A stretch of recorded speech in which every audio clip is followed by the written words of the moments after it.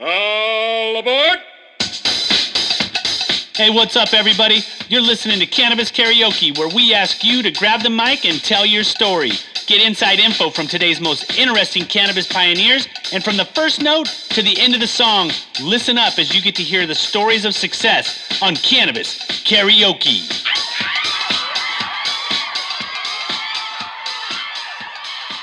All right. Well, we're here with Cannabis Karaoke, and we're talking to Patrick Smith. We did a previous interview, but we unfortunately recorded it in the robot mode, so we're going to try to recreate the magic the best that we can. So, it was more like, it's a Meratomania, couldn't understand anything. So, one of the things that we went kind of in depth on was, as we ask everybody that comes on the show, like, what is it that, karaoke is something that you have to feel like, I'm going to go bust that song out, even though you may not bust it out as best as you can. Kind of feel that applies to cannabis, because no matter how hard you do something in cannabis, you're pretty much sure to have some disappointment. So what is it about the cannabis space, and you can go back to the story that you told about how you got involved, and then how we subsequently started working together. And then you can start talking about like what drives you. So if you want to start all the way back. Well, I'll just jump Jason, in. Jason, meeting with Jason and the bunch. I'll jump in that I've been in sales my whole life. I've worked in a camping manufacturing company. I've worked in an optics company. I worked for Dell Computers. So I have the sales background, and I fell into the cannabis industry on accident, being at a friend's house and swimming, and he asked me if I wanted to hear a pitch from his friend that was starting up a company. My first reaction was, no, I'm cool. I don't need to hear that. And he said he's starting a cannabis company, and he kind of gave me a quick rundown. And when he said cannabis, that threw a spark in my eye, and I said, yeah, I'll listen to that. And then this guy, Linus, came over and gave his spill on Cannabis Club TV. Linus is a.k.a. Danny Keith. No last names. Just kidding. So he laid out what Cannabis Club TV was about and the direction that he saw it moving. An hour and 15 minutes later, I wrote a check as an investor in the company. Did you get a timeshare with that? No. The timeshare? No. You know how you go to those meetings, they're like, free meal, free trip, and then you get stuck on like a 12-hour tour of timeshares. You did give me a couple... Chong's Choice joints? Yeah. I did. Yeah, I got something out of the meeting. So, yeah, it was good. And then the weird part was, I always read the law of attraction. What you put out to the universe is what you get back. And 2 weeks after we had met, I looked for your card, and I found it, and I gave you a call, and I asked you, hey, are you looking for salespeople for Cannabis Club TV? And your response to me was, wow, man, that's weird, because I was just looking for your number. I was going to call you to see if you wanted to dip into the sales side of cannabis. And I came in, and I met with you and Dana and Ryan. There might have been somebody else there, too. Was your son... Oh, Zane. Yeah, Zane was doing some video editing for us at the time. Right. Zane was there. I thought, hey, these are cool people. This is a cool industry. I could work with these guys. And boom, we started up. So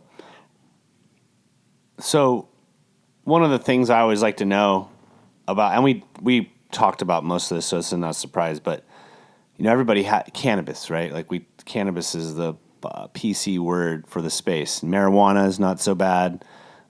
People don't really like that one too much, though. And then you got the weed, the pot, the dope, the smoke a bowl, the roll a joint. Like, what is it? What was it in your day? First of all, what did they call when you went to go smoke some weed? What was it called? And then number two, real quick, what was the quality of that weed back then compared to the quality of cannabis now? My friends and family, we always called it weed. Hey, let's smoke some weed. Dope had a different meaning. Stayed away from dope. And the quality of the weed that I smoked in junior high and high school Oh, I don't even know if it was weed. It could have been. It was pretty bad. It was pretty bad. If you travel and like I've gone to Mexico a bunch and you buy weed down there and it just comes in a garbage bag. Yeah. And it looks like hay, you know, Right. it's usually not something that is very nice on your lungs either. It's a little harsh, you might say. Well, when you were younger, did you ever make brownies? Yeah, you did, but they always had big leaves in them and stuff because you put you didn't realize that you had to strain it and like all the stuff. No, you took the leaf and you just shredded it in your hands, put it right in the batter. Buds, I'll be perfectly honest with you, were almost non-existent. It was mainly leaf by the time that you got it or you know, diced up. It was trimmed. Like, you know, people would actually like, you may or may not have been able to slip some oregano in on some people's baggies, but it was not like we get now, where it's like moonshine level sometimes, you know. We could go down to San Lorenzo Park, and buy a dime bag back in dime bag lids, two for fives. All you kids out there don't know those terms now. So we go buy a dime bag, and it was 2 fingers, a sandwich bag, 2 fingers on the bottom, straight across, and it was $10, and there was little tiny buds and a lot of shake and stuff. A lot of seeds too. Yeah, a lot of seeds. And I remember the first time I grew my first plant, and I saw buds come off it, and I was so stoked. I'm like, wow, that's a real bud. So you've grown weed. You smoke weed. Did you sell weed at one point? Ever? Not really. I mean, no. I mean, I had friends that had it. I could get it for people and stuff. Sure. And I may have added on $10 or something, or hey, grab a bud. Take a little bud up, pinch it. You know, nothing. I never got into selling weed. You know. So what drives you now to be in an industry where you're kind of selling weed? This industry is fucking crazy. I don't feel like I'm selling weed. I'm selling media advertisement in the cannabis industry. I think that when I talk to older people and they ask me, well, what do you do? And one of my jobs is I'm in the cannabis industry. And the stigma of that is, oh, you're a stoner. And I'm not. I don't see myself as a stoner. I see myself as a salesperson in the cannabis industry. Well, we talked about that too on the one that was a great interview, by the way. That should have been the one, but we're going to do it again and make it better. We talked a little bit about different categories. There's this functional stoner. Then there's all the way to the guy that's doing, 1 million dabs a day. There's such a cross section of people and how they, back in the day, we'd be lucky if we found a pipe. We'd be lucky if we found a bong. More often than not, we were smoking joints, poorly rolled joints at that. Just nobody really had that like skill set down. You said you had a friend that rolled hendies or something, but it's like I didn't have that. I got we got the like what I call sausage joints, where it's just like big fat in the middle. Yeah, big fat in the middle and sides. tipped out on either side and hard to pull and ends up flaking off in your mouth a whole bit. So my friend Robert Brown grew up in Eureka Canyon. He grew some plants up there, and the guy could roll a joint like nobody. We called them Hindenburgs because they were just big old fat. They're basically dime bags in 2 zigzags. And what would a dime bag be today? Is that an eighth? No, or is it 2 grams? I think it's 2 grams. Would it be? I know they did sell them by the gram. That was $10, and no, it'd be more than that. It'd be like an eighth. Wow, we got eighths for $10 back then, but it was not very good. Yeah, it was junk. Not that every guest that we have on is gonna live in a geographical area such as Santa Cruz. How do you view Santa Cruz as being an instrumental influencer in the cannabis or weed space? Not only just from the mindset, because I have a story about Santa Cruz, I'll add on to that after that, but also like the quality of grow. Like I almost feel like from the moment Santa Cruz became a town or a county, that like shortly thereafter we were growing weed. Like it just seems like it's always been here. Everybody kind of associates Santa Cruz with good weed, right?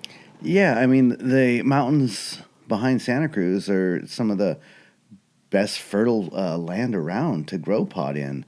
I've had friends that lived, like I said, Robert lived up in Eureka Canyon, and he would pull out these buds, and we're like, dude, where'd you get this stuff? And he's like, I grew it. Because I feel like those guys are the real true pioneers that did jail time, like ran from the cops, were constantly considered an outlaw.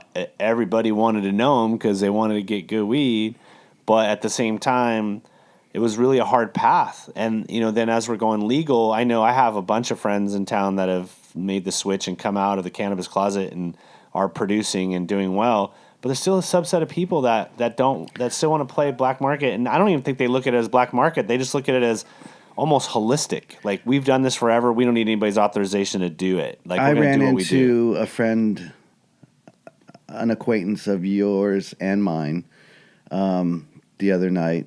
I shouldn't say the other night. When you get old, the other night means I don't know what you're talking about. 6 months ago, Yeah, a yeah. year ago. Hey, I saw that guy the other day. Yeah, yeah. He hasn't been in town in like 2 years. Yeah. That's what I mean, the other day. The other day. I get you. So he was in the black market, and he was growing weed in big quantities in the 80s, 90s. And he was really upset that the industry went legal because he's losing out on a lot of money, and he's having to sell his stuff now for nothing. Oh, it's ridiculous. For nothing. I mean, 2 years ago, a pound was $3,500. Now, $900 to $1,200.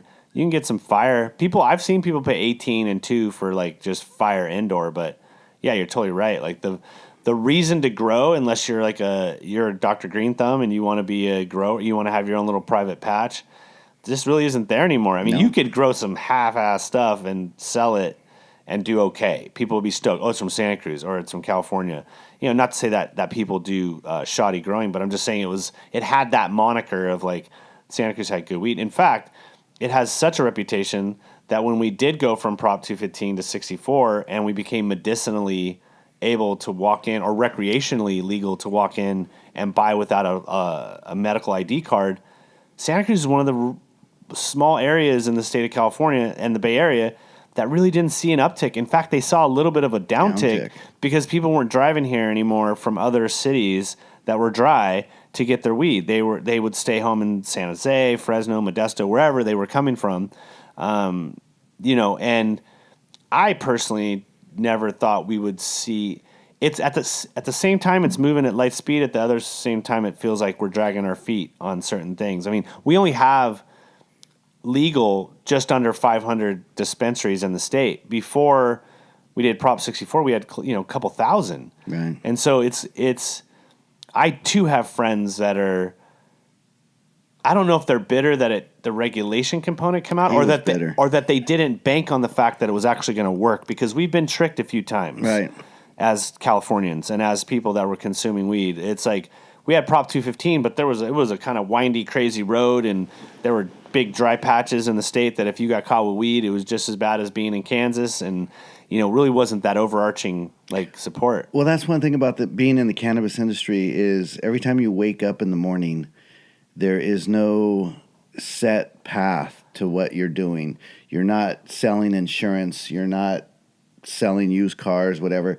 That you need to go in and read about what's happened overnight, because there's so many changes day to day in the cannabis industry. And I kind of find that intriguing. Like, wow, what am I going to find out today? How am I going to, approach my customers today? Who is out of the game? Who is new in the game? It's such a revolving door in the cannabis industry that it's very interesting and it's intriguing, and it makes you just want to stay in the game and learn what has to be learned out there every day to day. It's just, whoo. So where do you get your news? Like, so that's a big component. I swear the cannabis space, no matter what you're doing in it, you almost have to follow it like it's the stock market, because there are so many changes, acquisition, mergers, investments. I mean, every day it seems like there's another, 7, 8, 9-figure deal being done between people. And that's just primarily Canada and the United States. It's like there's some other things happening outside. So where does someone like yourself find your news? Like, what do you go look at every day to kind of follow trends? I'm not real educated on the backside of computers, Google, this and that. But I do go look at clients' websites, Instagrams. So I get a lot of tossback of ads, new companies. Was it Leafwire. Leafwire. Yeah. I'm a member of that, so they send me a lot of stuff. I read all that stuff. And then we have Dana internally, who is like a current events guy. He keeps us pretty up on. Do you read most of those that come through? Yeah, right. Your podcast.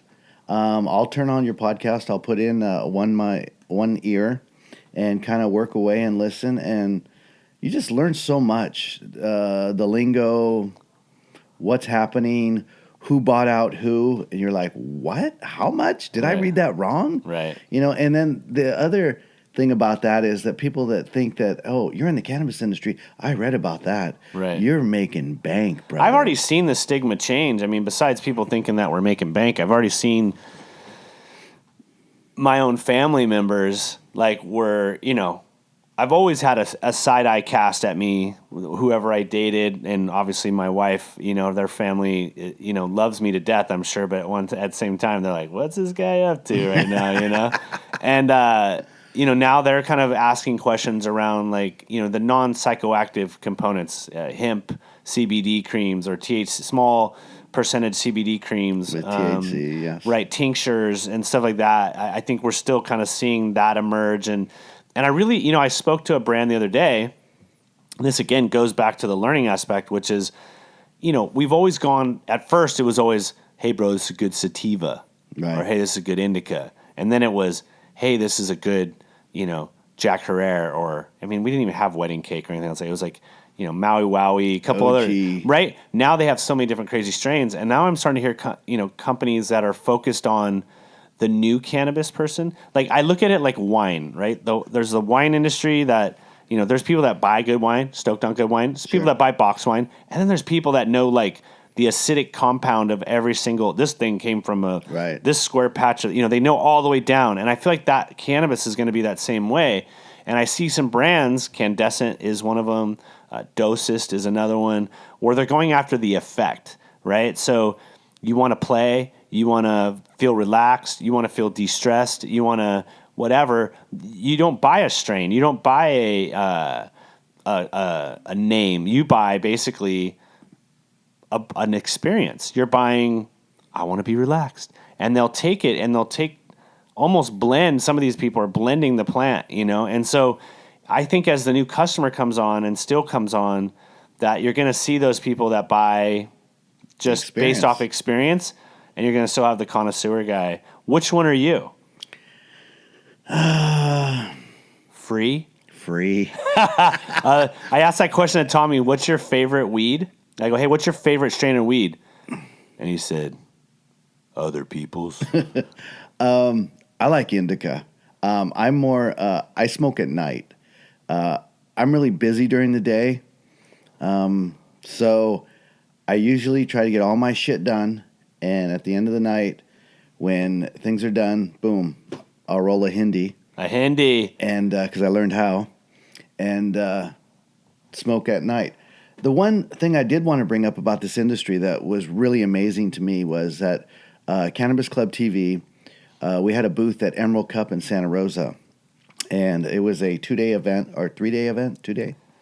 I don't remember. I know we had an orange couch there. Right. We had a 2-day event, and what was the turnout at Emerald Cup? 200,000 people? No, I wouldn't say it was that many. I'd say it's probably like 25,000 people. 25,000 a day, maybe. I'm maybe totally off because I actually have not gone to look at, and I feel bad about that because I'm really good friends with the guys that run that, so I should know that number off the top of my head. But I'm going to say it was packed. I'm going to say there was 70,000 people there in a weekend. I wouldn't doubt that over the weekend. Right. And we should probably. And here's the thing I wanted to bring up about the industry is that I was there for 2 days with estimated 70,000 people. I did not see one argument. I did not see one fight. I did not see any aggro people. I bumped into somebody on accident. They turned around, hey, man, sorry. And I'm like, no, I bumped into you. And they're like, sorry anyway, You take that event and you add alcohol to it. Well, first of all, no one's handing you a beer. Everywhere I go in one of those shows, someone's going, hey, man, want to smoke a joint? Remember Wait, was I with you at Hall Flowers? I wasn't with you at Hall Flowers, but I smoked a joint with this girl, this lady, and then I ran into her at a club in Hollister, and we were looking at each other, and we're like, I know you from somewhere. And then we were both going through it, different events, and she goes, I remember I was walking out of the building, you were walking out, we kind of ran into each other. You passed my booth, we ran into each other, we walked out, and I offered to smoke a J with you. And I said, that, to your point, man, nobody's doing that in alcohol. And I feel like you're dead on, man. Like people get silly on alcohol, that it just makes them. I do see events though, like Emerald Cup had a beer garden. People were drinking beer, right? Weren't they? I didn't see that. I think there was a beer garden. I'm pretty sure there was. Maybe there wasn't. Probably was. I mean, the beer industry is terrible not going to be, let that slip away. Well, I think we're about to see a whole new movement on, you're going to see bars that are specific to cannabis. Oh, sure. Not just smoking it, but drinking it, eating it. It's going to be a whole. It's going to redefine social activities to go from having a drink in your hand to probably not having to have anything in your hand because you've passed it. You just ate a cookie. You just ate a cookie and you just pass it on. You just pass the joint on to the next person. But yeah, I mean, I think. What were we talking about? You just ate a cookie. Oh, right. No, I think people are. I think these events, when they're done right, I think people are gonna have fun, be entertained. I still think there's a subset of people that are and may never go to one of those events because it's just not their thing, but they want good cannabis. And I think that, is something that drives me, that I want people to understand and be educated on the products that are out there. And that's what you get to do. You get to build that relationship between the brand and the consumer with the use of the dispensary sometimes.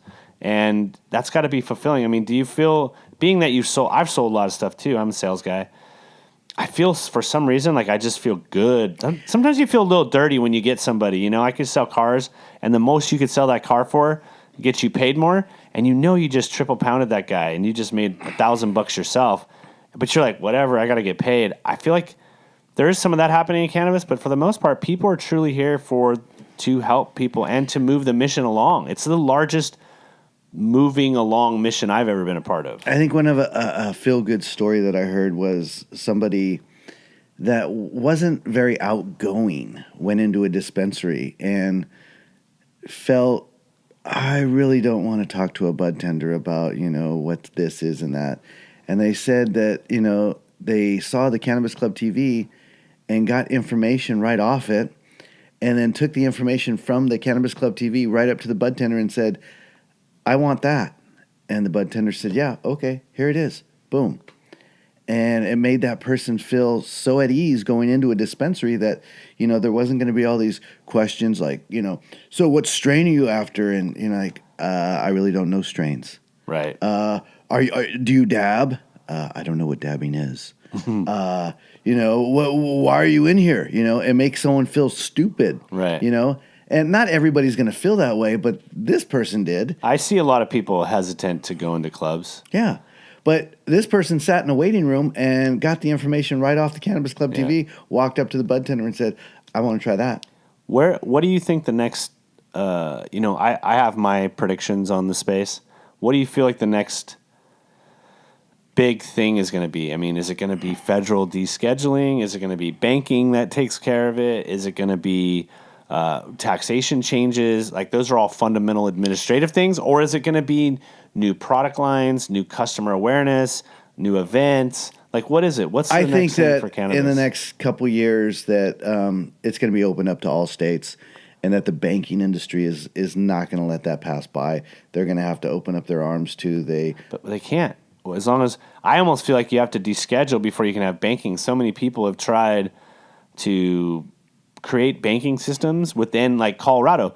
There was a credit union that Colorado was like ready to let go, and the Federal Reserve would not acknowledge their charter as a bank because they were taking cannabis money. And there are banks that do take cannabis deposits, but I still know a lot of people that are burying lots of money, or just they're paying. And that's not a good thing. They're paying for everything cash. You know what I mean? And so I feel like, me personally, I think the next phase is, I think we're going to see a whole flip phase of brands being bought, dispensaries closing.